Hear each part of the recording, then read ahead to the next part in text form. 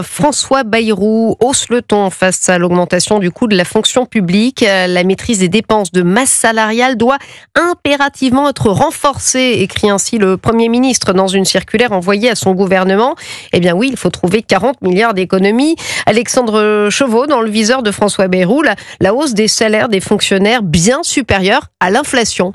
Oui, les fonctionnaires ont coûté près de 107 milliards d'euros à l'État en 2024, soit une hausse de la masse salariale de 6,7% par rapport à 2023, là où l'inflation s'est limitée à 2% sur la même période. Alors cette hausse est essentiellement liée à des mesures dites sectorielles, c'est-à-dire qu'elle ne concerne que certaines branches qui ont fait gonfler la masse salariale, alors que le point d'indice des fonctionnaires, lui, n'a pas augmenté en 2024. Dans un contexte où le gouvernement cherche à faire des économies, François Bayrou rappelle ainsi ses ministres à l'ordre, pas question de déroger à la trajectoire prévue en matière de recrutement ou d'augmentation de salaire.